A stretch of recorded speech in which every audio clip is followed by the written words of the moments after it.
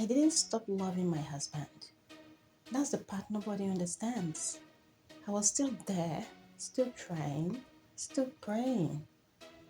But one night, in the middle of a small argument that shouldn't have mattered, I said something that scared me more than silence ever did.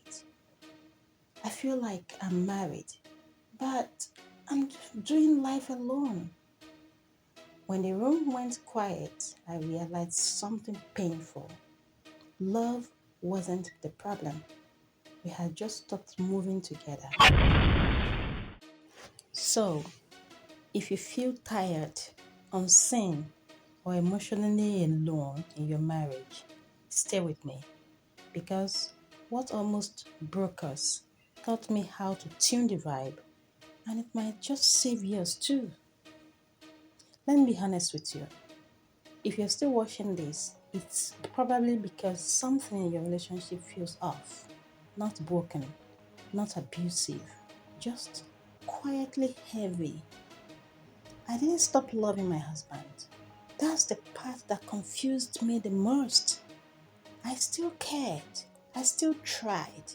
I still prayed. But one night, after holding everything in for far too long, I said a sentence that scared me more than any argument ever had. I feel like I'm married, but I'm doing life alone. And the moment the words left my mouth, I realized something painful.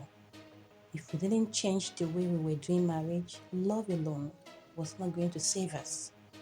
So, if you are here wondering whether what you are feeling means the end, stay with me because what almost broke us ended up teaching me how to tune the vibe.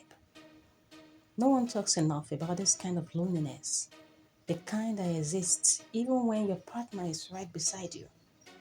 I woke up early, handled the details, remembered dates, carried the emotional temperature of our home. On the outside, everything looked fine, but inside, I felt unseen. They call it emotional labor fatigue, when one partner quietly carries the emotional weight for too long. I wasn't asking for perfection, I just wanted partnership. And slowly, the vibe changed. He coped by fixing, I coped by feeling. He moved into action mode, I moved into reflection. Neither of us was wrong, but neither of us felt understood. So I started explaining less, and he started deciding more. That's how distance grows, quietly. Same marriage, same stress, different emotional languages. And the vibes slipped out of sync. The arguments weren't explosive, they were exhausting. I felt like I had to prove my feelings mattered. It felt like nothing he did was ever enough. We started keeping score without admitting it. Who was more tired? Who sacrificed more? Who was always giving? Marriage started to feel like a game I was losing until I realized something painful. We weren't solving problems together. We were playing against each other, and the vibe was breaking. The turning point didn't come from him. It came from a question I finally asked myself. If marriage is a team, why do I feel like I'm playing alone? Then I asked him out loud, who are we actually fighting against? And the silence told me everything. We weren't enemies. We were teammates who forgot the game. The moment shifted the energy.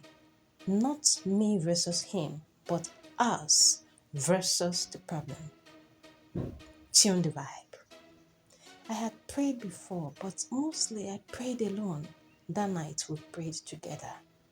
Not polished, not poetic, just honest.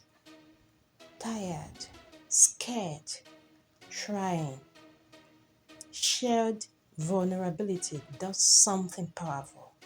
It creates safety.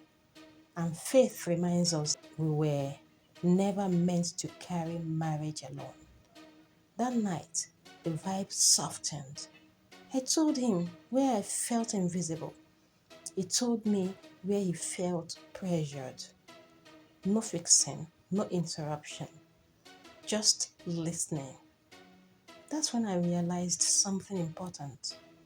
Love was still there, but teamwork had gone missing.